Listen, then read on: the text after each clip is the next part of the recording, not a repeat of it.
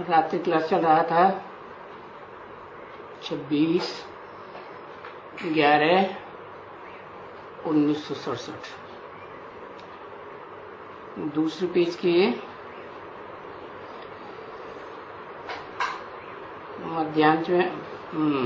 मध्यांश में बात चल रही थी।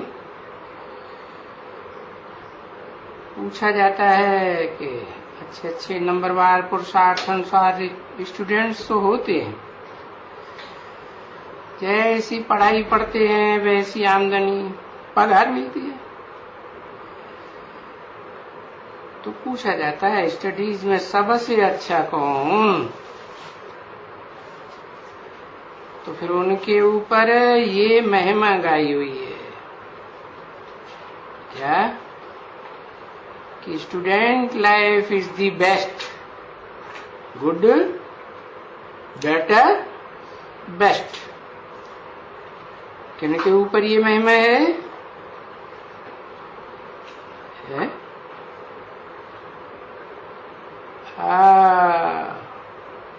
जो षष्ठी रूपी रंगमंच पर आदि नारायण बनता है, विश्व का मालिक बनता है, उसके आधार पर ये महिमा गाई जाती है। Student life is the best. Best तो फिर होगा ही कोई ना कोई एक। तो फिर पूछा जाता है कौन सी स्टूडेंट लाइफ, पूछना होगा ना कौन सी स्टूडेंट लाइफ बेस्ट। तो यहाँ वाले तो बहुत तो हैं। या उस दुनिया में ICS, IAS, या अभी जो आजकल यहाँ CPTC कॉलेज में पढ़ते हैं, दूसरे तो किसी को मालूम नहीं है इस स्टूडेंट लाइफ का। तो इस स्टूडेंट, इसको कहा जाता है दी बेस्ट। इस स्टूडेंट,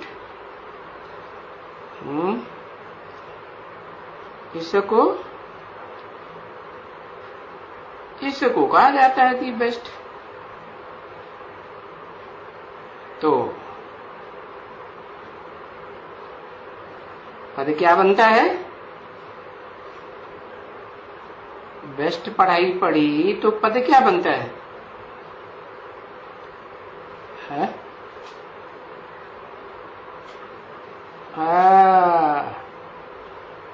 विश्व का बादशाह। दुनिया में तो इतने धर्म पिताएं हुए, इतने धर्म हुए, इब्राहिम, बुद्ध, क्राइस्ट आए, कितनी पढ़ाइयां पढ़ाई, लेकिन उनके फॉलोअर्स में से कोई भी हिटलर, नेपोलियन, कोई विश्व की बादशाही तो नहीं ले सका, अलेक्जेंडर वगैरह। तो वो तो तुम जानते हो कि बरोबर हमारी ये student life the best life है। बाकी तो ये सब दुनिया में जो भी पढ़ाइयां हैं, जो भी स्टूडेंट्स लाइफ हैं, वो सब थर्ड क्लास कहेंगे, फोर्थ क्लास कहेंगे, फिफ्थ क्लास कहेंगे।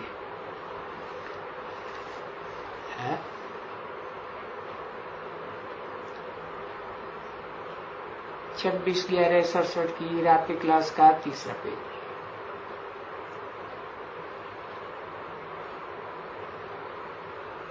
ऐसे नहीं है कि इस फर्स्ट क्लास के पीछे कोई सेकंड थर्ड बताएंगे। नहीं, रात दिन का फर्क है उसका और इसका। इसलिए इनको जोर देकर कहते हैं दी बेस्ट। बच्चे यहाँ आते हैं तो बाबा इनको बहलाते हैं और खेलते कूदते रहते। ऐसी तरह और ये समझे इनको माँ बाप और भाई बहनों का वासना आवे कि हम कहाँ आए हुए हैं, अपने घर में आए हुए हैं, बेहद के बाप के घर में आए हुए हैं। हाँ, तो यहां तो देखो सभी क्या है, सभी ब्राह्मण ही ब्राह्मण हैं। ब्राह्मण ही हो, ऐसे नहीं कि तुम अभी यहाँ बैठी हो और अभी क्लास पूरा होगा तो चले जाएंगे बाहर की दुनिया में, तो वहां तो फिर शूद्र भी है। अनेक प्रकार के हैं। और हाँ, तुम्हारे से झगड़ा भी करने लग बैठेगा।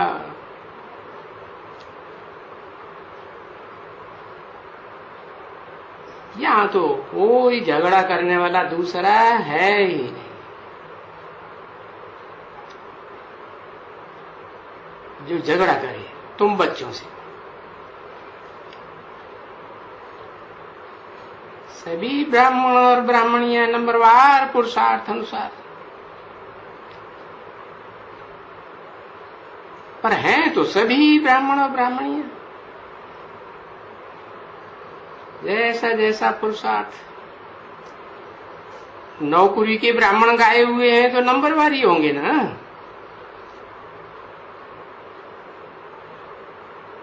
वहां तो तुम बच्चे उनको ब्राह्मण या ब्राह्मणी कह ही नहीं सकेंगे। क्यों? उनके ऊपर तो उनका झगड़ा है। ये क्या कहते हैं, अरे ये तो भाई बहन बनाए देते। अभी भाई बहन बस यही पवित्र रहते हैं, तभी ये कहते हैं भाई बहन बनाए देते हैं। ये बातें समझाई करके तो वो तो अच्छा ही है ना बच्चे। पवित्रता तो अच्छी बात है ना, क्योंकि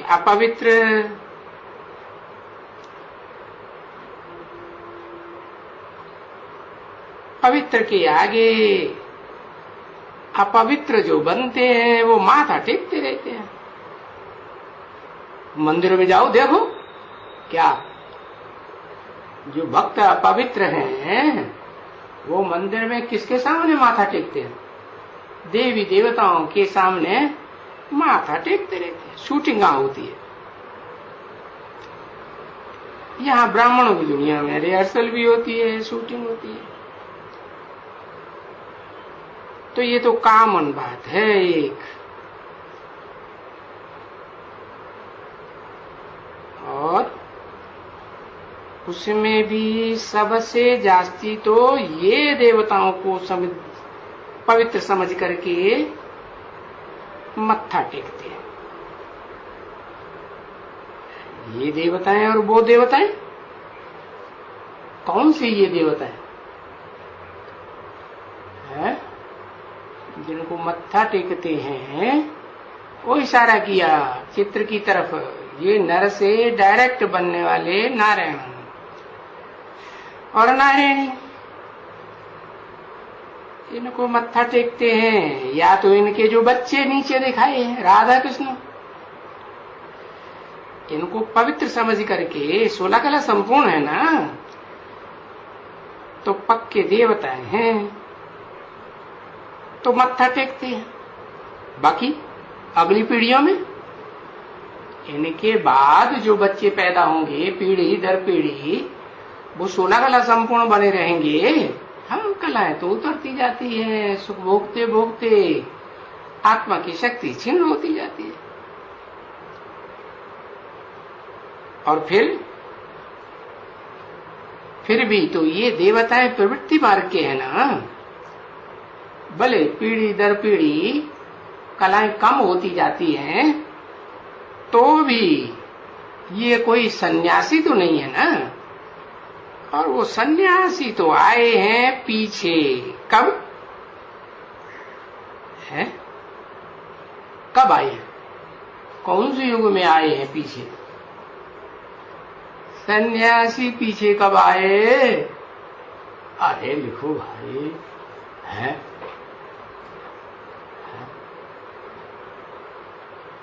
द्वापर में आए। ऐसे नहीं कहेंगे कि द्वापर में अंत में शंकराचार्य आया तो सन्यासी आए, नहीं। ये जितने भी विधर्मी धर्म पिताएं हैं वे सब क्या हैं? सन्यासी हैं, संपूर्ण न्यासी। क्या ये प्रवृत्ति को जीवन में लगातार निभाते ही नहीं है। क्या करते हैं? एक छोड़ा दूसरा किया, दूसरा छोड़ा तीसरा किया, तो प्रवृत्ति के पक्के रहे नहीं। तो ये तो पीछे आए हैं। पीछे माने कब, किसके पीछे? जो देवताओं का युग हुआ, सतयुग और त्रेता, रामकृष्ण की दुनिया, उसके बाद ये द्वैतवादी आए। द्वैतवादी माने दो दो धर्म, दो दो राज्य, दो दो कुल, दो दो मत है, दो दो भाषाएं बढ़ती जाती है ना। हाँ, तो ये पहले तो देवताओं के मंदिर बनते हैं। हाँ, वो है भक्ति मार्ग। और बाप कौन सा मार्ग स्थापन करते हैं? ज्ञान मार्ग स्थापन करते हैं। ज्ञान तो एक से आता है, तो एक बाप आते हैं तो देवी देवताओं की दुनिया स्थापन करते हैं, जिनके मंदिर बनाए जाते हैं भक्ति मार्ग में। यादगार मंदिर है तो मंदिर बनाते हैं। पहले पहले तो किसका बनावेंगे? है पहले पहले किसका बनावेंगे? अरे पहले पहले हाँ, शिव का मंदिर बनावेंगे, जिसने इनको देवी देवता बनाया है। तो जिनकी पूजा करते हैं, किनकी? जिनकी या जिसकी? पहले पहले जिसका मंदिर बनाया तो बताया शिव का मंदिर बनाया, बोला जिनकी पूजा करते हैं। तो जिसकी कहें कि जिनकी कहें? जिनकी क्यों कहें? जिनकी माने बहुत, और जिसकी कहें माने एक। तो जिनकी क्यों कहा? क्योंकि जिसकी पूजा करते हैं, जिस शिवलिंग को बनाए करके, उसमें दो हैं। क्या? कौन है दो? एक शिव और दूसरा कौन? जिसका शरीर है, लिंग है। शिव को तो लिंग नहीं होता ना, कोई अंग होता है? कोई अंग नहीं होता। तो जिसमें प्रवेश करते हैं, हाँ, उसके लिंग के द्वारा ही उनकी पूजा होती है। किनकी? शिव की पूजा। परंतु बाप कहते हैं न मैं पूज्य बनता हूं, न मैं पूजा लेता हूं, न पुजारी बनता हूं। तो फिर किसकी पूजा करते हैं? बाप कहते हैं जिसमें मैं प्रवेश करता हूं उसको ही आप समान पवित्र बना के जाता हूं। क्या इस संसार में जो भी देवी देवताएं हैं उन देवी देवताओं के बीच में एवर प्योर एवर पवित्रता का पार्ट बजाने वाला कोई होगा या नहीं होगा? तो बताया शिव का मंदिर बनाते हैं, जिनकी पूजा करते हैं। हाँ, पूजा किसकी करते हैं? जिसको बाबा समझाते हैं। क्या? हाँ, ऐसे सब देवताओं की पूजा करते हैं। 33 करोड़ देवताओं की पूजा करते हैं। गांव गांव में देहात में जाओ तो छोटे छोटे मंदिर बने हुए हैं देवी देवताओं। तो ढेर के ढेर हैं। तो जिसकी पहले पहले पूजा करते हैं, जिसको बाबा समझाते हैं, जिसको या जिनको बाबा समझाते हैं। हाँ, शिव बाबा समझाते हैं, लेकिन समझाते किसको है? जिसको या जिनको?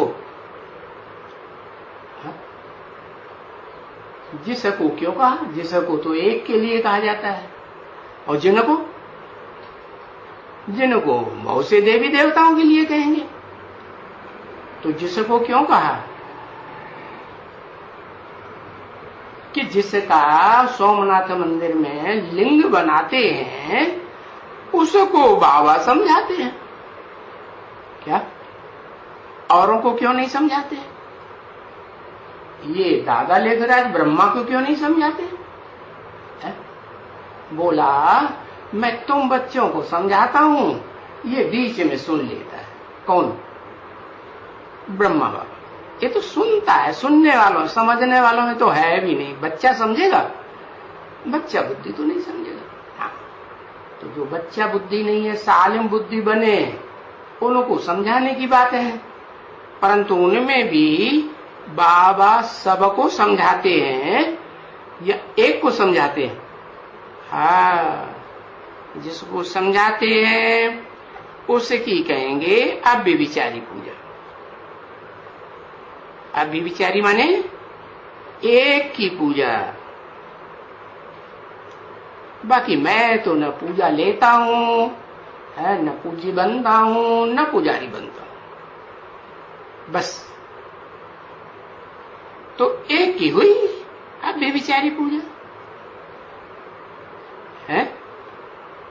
अव्यभिचारी पूजा जब कहेंगे तो वो चलती रहती है ना, कलयुग में भी, द्वापर में ही खत्म हो जाती है, चलती रहती। हाँ, ये है कि जितने भी देवताएं हैं नीची उतरती कला वाले बाद की पीढ़ियों के, हाँ, वो तो कमजोर आत्माएं हैं, कमजोर देवताएं हैं, दूसरे दूसरे धर्मों में कन्वर्ट हो जाते हैं, तो वो एक लिंग को नहीं मानते। हाँ, कुछ ऐसे हैं जो एक लिंग को मानते हैं। क्या? 2 लिंग 3 लिंग पुरुषों को नहीं मानते। किसको? एक लिंग भगवान। तो उन्हीं को कहेंगे ना। क्या? अब व्यभिचारी पूजा वाले या व्यभिचारी पूजा वाले? अनेक लिंगों की पूजा करें तो व्यभिचारी, और एक की पूजा करें तो अब व्यभिचारी। 2 की तो फिर द्वैतवाद हो गया। क्या है? और तीसरा तो भारत में और ही ढेरों का ढेर। क्या? तीसरा, चौथा, पांचवा कुत्तों का, बिल्लों का, किसकी पूजा करते रहते हैं? नहीं करते? वो जानवर देवताएं बनाए कि नहीं, उनकी पूजा नहीं करते? हाथी की पूजा, बंदर की पूजा करते कि नहीं? मछली की पूजा, सुअर की पूजा नहीं करते? ढेरों की पूजा करते रहते। अभी तो अगर पत्थर पत्थर में ईश्वर है, अभी कहते हैं ना, वो तो सर्वव्यापी है। तो मिट्टी में, कंकड़ में, पत्थर में, सब में व्यापी हुआ ना। तो पत्थर पत्थर में अगर ईश्वर है तो फिर पत्थर की भी पूजा करते कि नहीं है? करते। तो पत्थर की क्या करेंगे है? और किस किस पत्थर की पूजा करेंगे है? कितने पत्थरों की करेंगे? अरे पहाड़ पे चले जाओ, ढेर सारे पत्थर मिलेंगे। हो लिख दिया, पाथर पूजे हरि मिले तो मैं पूज पहाड़। क्या पत्थरों को पूजने से भगवान मिल जाए, फिर तो मैं पहाड़ पे जाकर के ढेर सारे पत्थरों की पूजा करूं। अरे पत्थर की तो करते हैं, लेकिन एक पत्थर बुद्धि की बात है। कलयुग के अंत में पत्थर बुद्धि ढेर बनते हैं कि एक दो चार ही बनते हैं? ढेर के ढेर बनते हैं। तो बाप कहते हैं उनमें जो अव्वल नंबर पत्थर बुद्धि है ना, है वो कौन सा पहाड़? ये पहाड़ों पे पत्थर ही पत्थर हैं, वो नंबरवार पहाड़ हैं। तो उनमें अव्वल नंबर पहाड़ कौन सा है? कोई है एक कि नहीं? कौन? एवरेस्ट। हाँ, इसको कहते हैं एवरेस्ट शिखर। हाँ, मेरु शिखर। शास्त्रों में नाम लिख दिया है, नाम तो लिख दिया है, लेकिन जानते नहीं है। कोई कहते हैं हिमालय पहाड़। अरे हिमालय पहाड़ पर भी तो ढेर चोटियां हैं, ढेर पहाड़ियां हैं। तो एक की बात करते हैं, बाकी वरी और ठिक्कर भिक्तर कौन से लेंगे है? अनेक थोड़े ही लेंगे। जिस एक की कहें अब विचारी पूजा है, ये भी तो पत्थर है ना। ये कौन? ये कह के किसकी तरफ इशारा किया? ये भी तो पत्थर है ना। ब्रह्मा दादा लेखराज की तरफ इशारा किया, ये भी पत्थर है। और वो गंगोत्री में या कोई जगह है ऊपर पहाड़ों पर से ये लाल लाल कर करके लस्से बन जाते हैं। उनमें से एकदम जो लस्से होते हैं एकदम चिकने हैं। लस्से माने एकदम चिकने, वो ही बिकते हैं लिंग के रूप में। पहले बिकते थे, जिनके ऊपर सोने की भी वो जिरी रहती है, थोड़ी थोड़ी भुर भुर भी होती है ना, ऐसे है। ऐसे बहुत पत्थर पहले बिकते थे। है किसकी यादगार? लिंग के रूप में बिकते थे। है उन्होंने यादगारें बनाई दी हैं। कोटेश्वर लिंग, क्या? हाँ, करोड़ करोड़ ऐसे लिख देते हैं, बनाई देते हैं। तो जिन पत्थरों के ऊपर सोने की भी वो रहती है, थोड़ी थोड़ी भुरभुर भी होती है, ऐसे है। परंतु जब प्रैक्टिस करते हो है,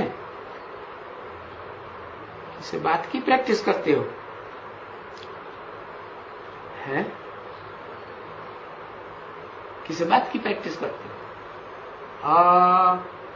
वही सत्यम शिवम सुंदरम, जो इस दुनिया में सत्य पार्ट बजाता है। इस दुनिया में। माना कौन बजाता है? इस दुनिया में 4 सीन है ना, सत्युग, त्रेता, द्वापर, कलयुग। तो चारों सीन में सत्य पार्ट बजाता है,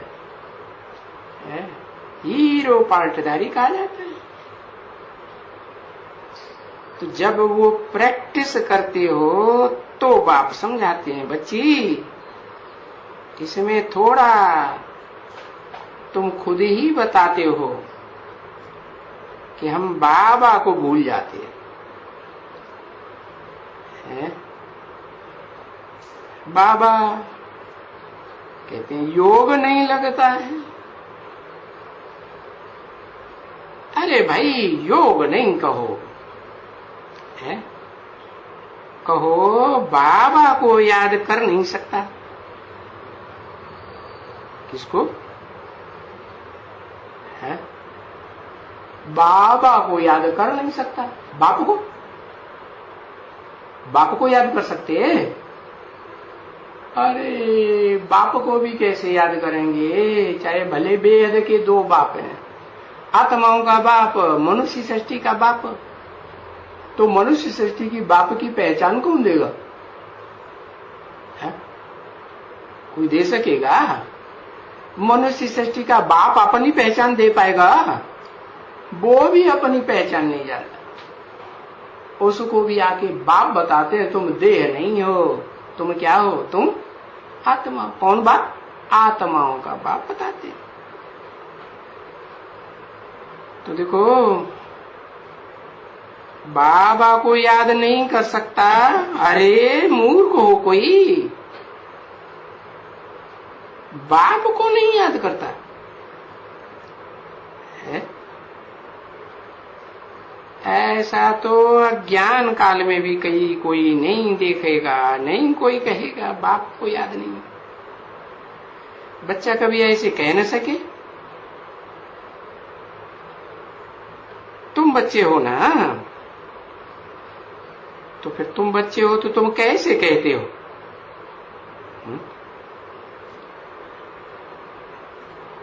क्या कहते हो? बाबा याद नहीं रहती, योग नहीं लगता, कैसे कहते हो? है? कोई कारण है? अरे बाप को याद नहीं कर सकते? अरे बाप को याद करना तो जन्म जन्मांतर 63 जन्मों से अपने बाप को याद करते आए ना। तो प्रैक्टिस पड़ी हुई है बाप को याद करने की, तो सहज होना चाहिए ना। है? क्यों नहीं याद कर सकते? क्यों कठिन हो जाता है? कारण है? कारण कुछ नहीं बताता कोई। अरे कारण ये है कि पूरी पहचान ही नहीं होती पक्की। माया घड़ी घड़ी बैलोरा डाल देती है, बुला देती है।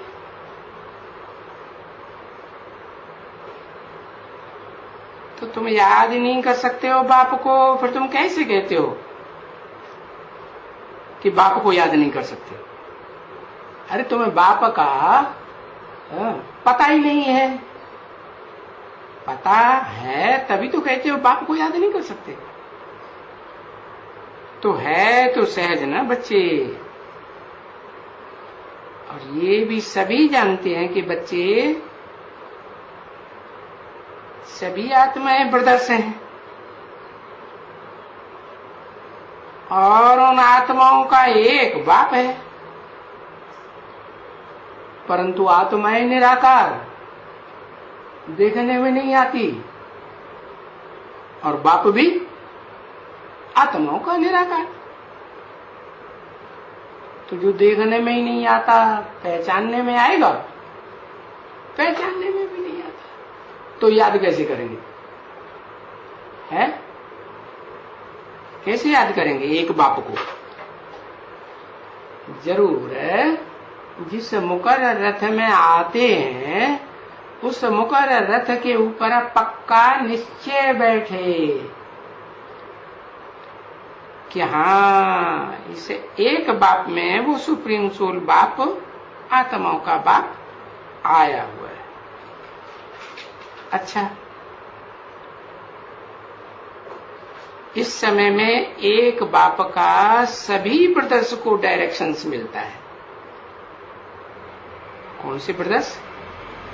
जो आत्मा आत्मा भाई भाई हैं, उनको डायरेक्शंस मिलता है। क्या डायरेक्शन मिलता है? माम एकम याद करो। क्या? मुझे एक को याद करो, दो को याद नहीं करना। क्या? तो दो दो आत्माओं को याद करने लग पड़ो। अरे, एक को याद करेंगे कि दो आत्माओं को याद करेंगे? है? अरे, मुझे बताते ही नहीं। कौन सी आत्मा को याद करेंगे? है? कहते मुकर्रर रथ में आए हुए को याद करेंगे।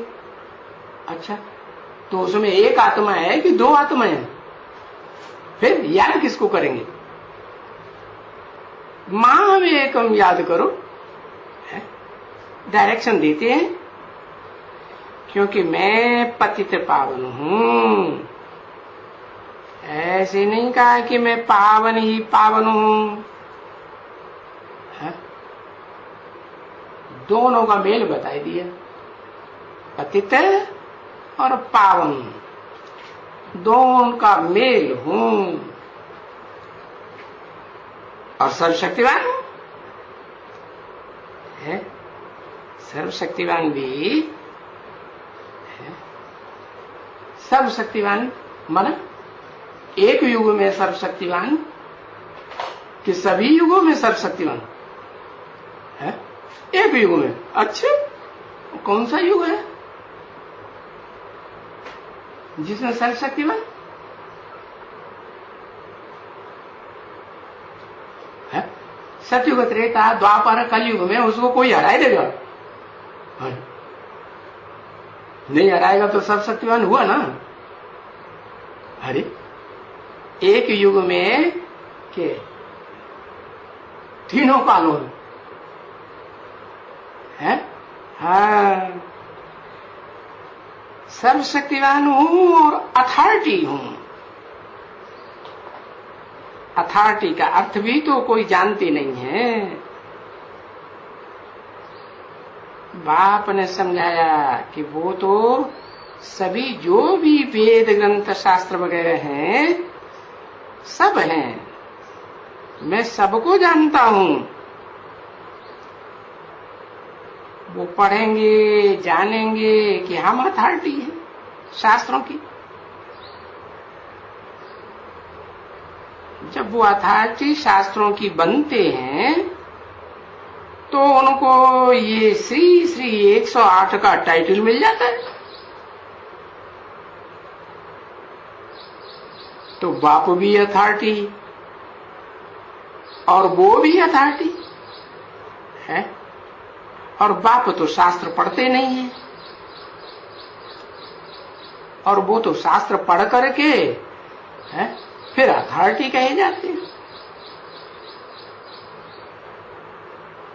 तो वो श्री श्री 108 की अथॉरिटी कहेंगे ना अपन को, है?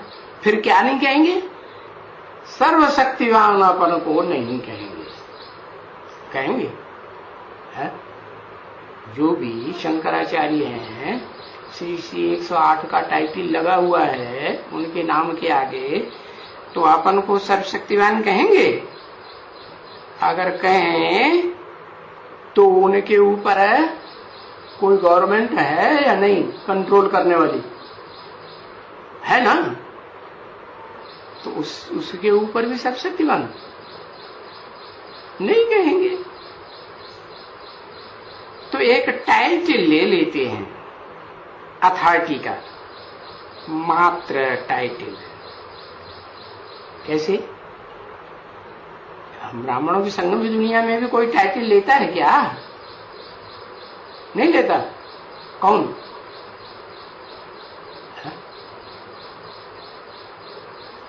अरे कौन लेता है टाइटल? है?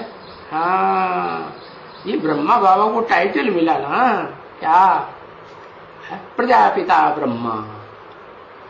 तो असली हुआ या नकली हुआ? है?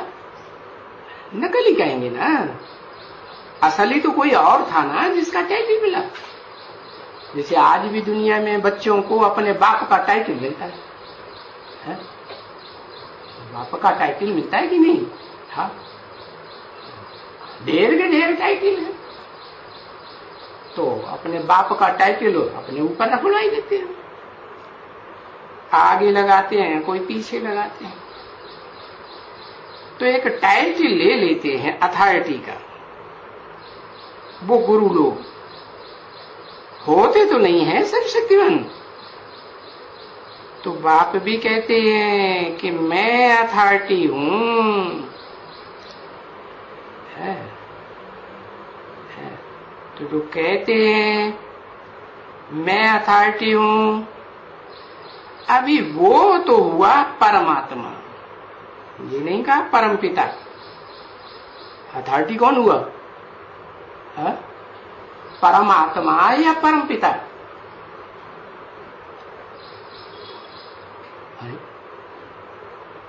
जब कहते हैं परमपिता परमात्मा, तो परमात्मा बाद में लगाते हैं या पहले लगाते हैं?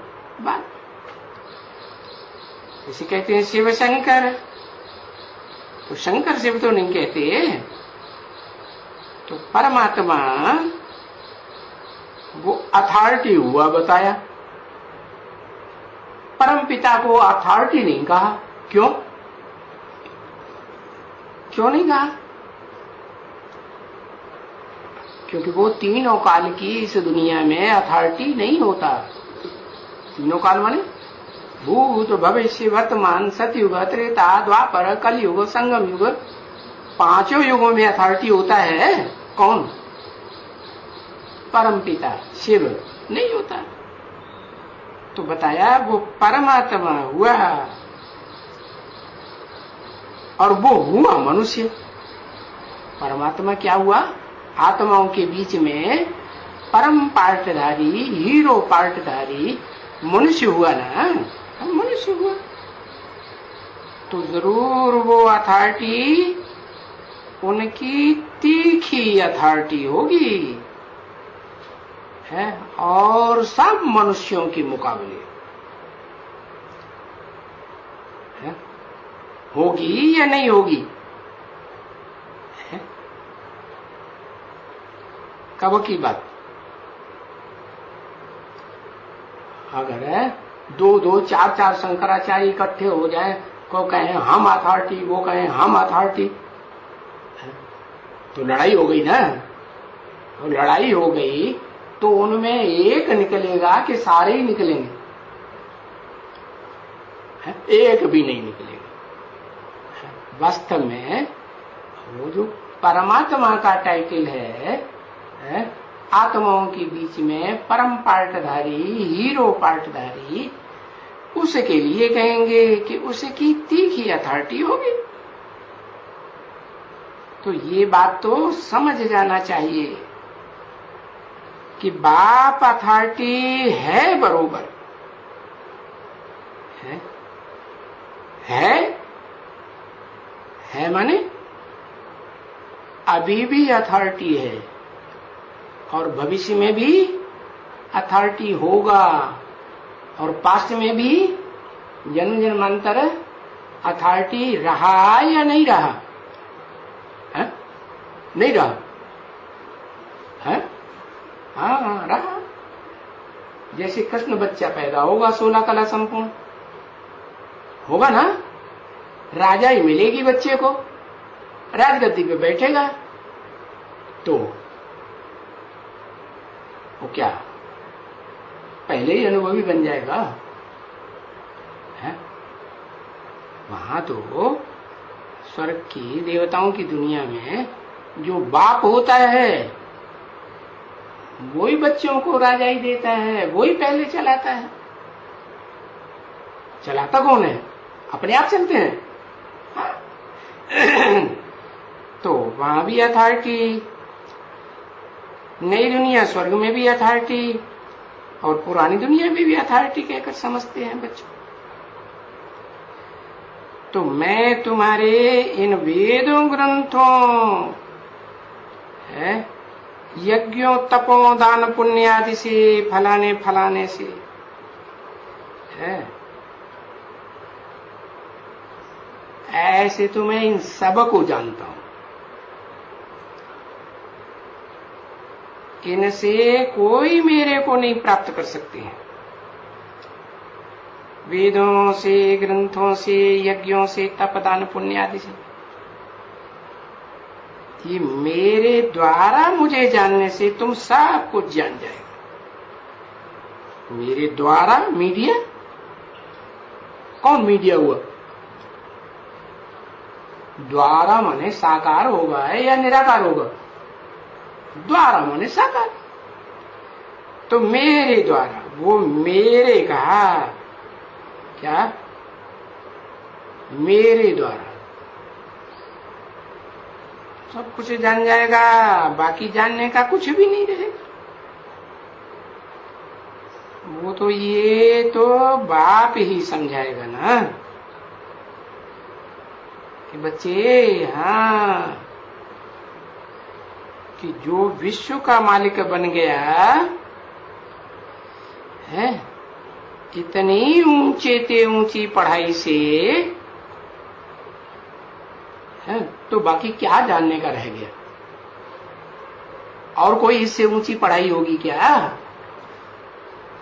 उसे जानने का रहा क्या? अभी इससे तो ज्यादा ऊंची पद कोई होता ही नहीं दुनिया में। और क्या पद पाएंगे इससे ऊंचा? कुछ पाएंगे नहीं। तो ये तो सबसे ऊंचा पद है, इससे तो ऊंचा पद है ही नहीं कोई। 26/11/1967 की रात्रि क्लास का चौथा पेज।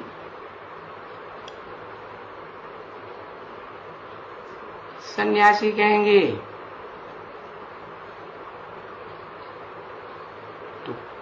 तो मुक्ति का ऊंचा पद है? अरे बाप कहते हैं मुक्ति का ऊंचा पद नहीं है, सबको जीवन मुक्ति में आना है। मुक्ति में भी सबको जाना है, लेकिन जीवन मुक्ति में भी सबको आना है। और जीवन मुक्ति में नंबरवार पद होंगे, एक जैसे होंगे, नंबरवार होंगे। कोई अनेक जन्मों की जीवन मुक्ति लेंगे, जीवन में भी रहेंगे और दुख दर्दों से मुक्त भी रहेंगे। कोई फिर एक जन्म की ही जीवन मुक्ति लेते हैं। तो क्या कहेंगे? नंबरवार ऊंचे नीचे हुए ना। हाँ? तो मुक्ति से भी जास्ती ऊंचा पद तो जीवन मुक्ति का हुआ ना। फिर ऐसे तो नहीं कहेंगे कि कोई मुक्ति में बैठ जाएगा हमेशा के लिए, कोई नहीं। इतना जरूर है कि कोई मैक्सिमम बैठेंगे, कोई मिनिमम बैठेंगे। कहाँ? मुक्ति में, मुक्ति धाम में। तो जो मिनिमम बैठेंगे वो फिर जीवन मुक्ति लंबी भोगेंगे इस सृष्टि पर आकर के, या थोड़ी भोगेंगे? हैं? थोड़ी भोगेंगे, हैं? बताया। जो मैक्सिमम मुक्ति में रहेंगे तो जीवन मुक्ति कम भोगेंगे, हैं? और मिनिमम मुक्ति में रहेंगे तो जीवन मुक्ति जास्ती जन्मों में भोगेंगे। तो मिनिमम वाले तो बहुत समय शांति राम में पड़े रहेंगे, तो क्या कहें कि मुक्ति ऊंची चीज हुई है? मुक्ति ऊंचा पद है। तो भाई लंबे टाइम तक लगातार बैठे रहो है? हाँ, थोड़ा टाइम कम, 5000 साल बैठे रहो मुक्ति में, तो उसे ऊंच कहेंगे? नहीं, रहे पड़े रहेंगे, परंतु उनका जन्म ऐसे ही है जैसे इस दुनिया में मक्खी मच्छर आते हैं। दीपावली पर चारों तरफ रोशनी होती है ना, तो कितने पतंगे आते हैं रात को, और सवेरे को सब धराशायी, सब खलास। तो उनका जन्म तो ऐसे ही है जैसे कि ये मरते रहते हैं ना, मच्छर है, मक्खी।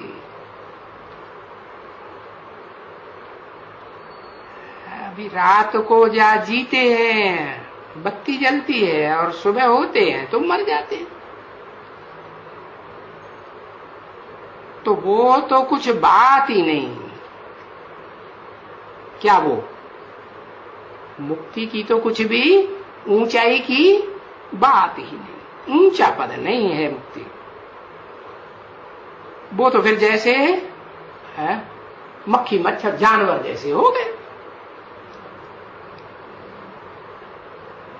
जानवरों में भी नीची टाइप के होते हैं, मक्खी मच्छरों में भी नीची टाइप के, कोई ऊंची टाइप।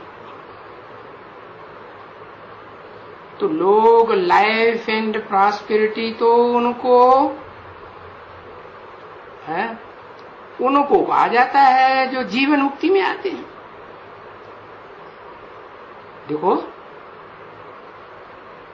कोई आशीर्वाद लेते हैं या कोई देते हैं तो क्या आशीर्वाद देते हैं? चिरंजीवी भव, बहुत लंबे काल तक करके जीवन धारण करने वाले बनो, लंबी आयु हो जाए। Wish you long life and prosperity. तो लोग लाइफ एंड प्रॉस्पेरिटी वो तो फिर लंबे से लंबी सतयुग में ही होती है। वो तो सिर्फ बाप ही सिखलाते हैं। वो बाप आशीर्वाद नहीं करते हैं कि भाई wish you long life and prosperity, ऐसे नहीं बोलते। नहीं, वो तो क्या करते हैं, आशीर्वाद देते हैं कि कुछ और करते हैं।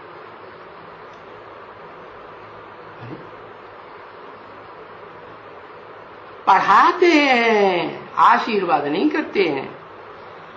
बच्चों को पढ़ाते हैं कि ऐसे ऐसे पढ़ने से, ऐसे ऐसे करने से तुम लोग लाइफ एंड प्रॉस्पेरिटी तुमको लंबे टाइम की हो सकती है जीवन में।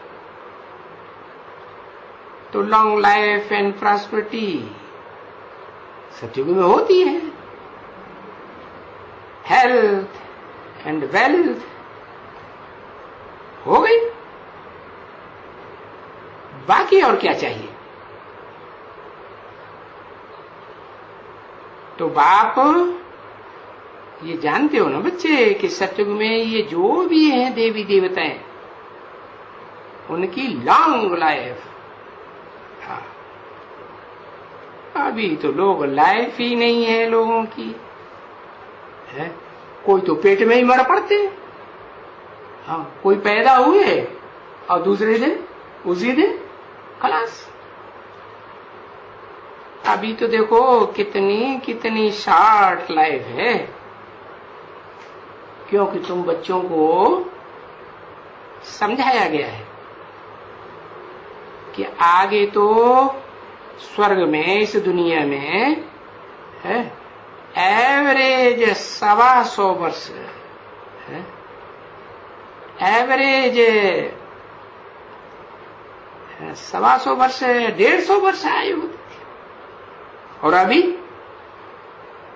तो देखो कोई 30-35 वर्ष का होगा है, शायद कोई हो जाता हो 35 वर्ष का, या प्रॉस्पेरिटी भी देखो।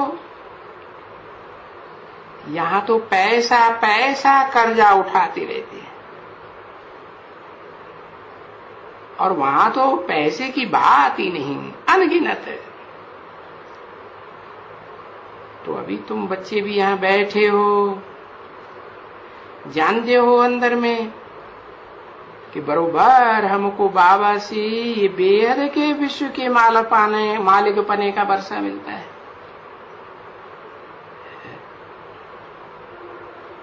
क्योंकि हद का विश्व किसे कहेंगे? हाँ? अरे बेहद का विश्व के मालिक पना और हद का विश्व का मालिक पना क्या अंतर हुआ? किसे कहेंगे? अरे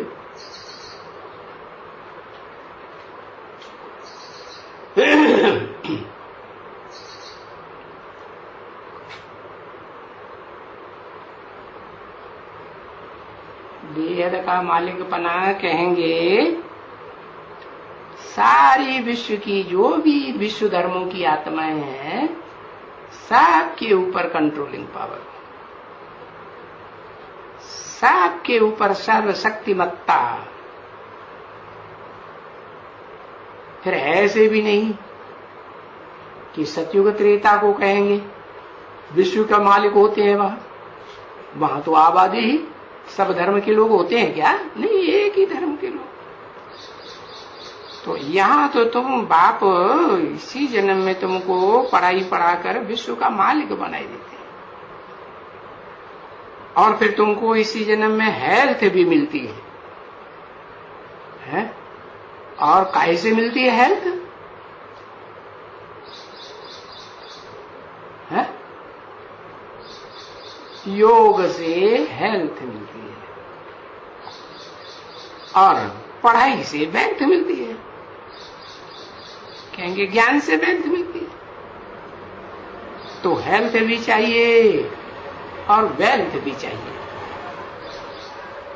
और न सिर्फ चाहिए, हाँ, फिर हम तो जो हमारे हैं संसर्ग में, संपर्क में, देखने में, सुनने में जो भी आते हैं, उन दूसरों को भी आप समान बनावे। ऐसे नहीं कि हम खुद हेल्थ वेल्थ हैप्पीनेस वाले बन जावे सबसे जास्ती, नहीं। इतनी सेवा करनी है, इतनी मेहनत भी करनी है। अब ये कोई मुझने की बात नहीं है, नहीं, ये तो सहज बात है। उसमें प्योरिटी दी फर्स्ट, क्या? हेल्थ, वेल्थ, हैप्पीनेस बहुत ऊंचे टाइप की चाहिए। तो कैसे मिलेगी?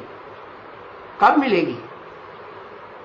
जिन्होंने जितनी जितनी पवित्रता धारण की होगी, कौन सी पवित्रता बताएगी? माम एकम याद। क्योंकि इम्प्योरिटी होने से एज कम होती जाती है।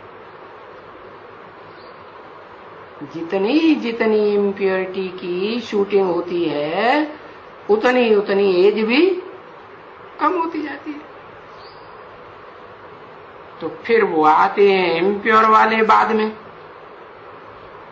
देरी से आते हैं ना। हाँ, म्यूजिक बजा 5000 वर्ष के बाद फिर से आए करके मिले सिकील बच्चों के प्रति, और रूहानी बच्चों के प्रति। बाप का और दादा का, रूहानी बाप का याद प्यार, गुड नाइट, ओम शांति।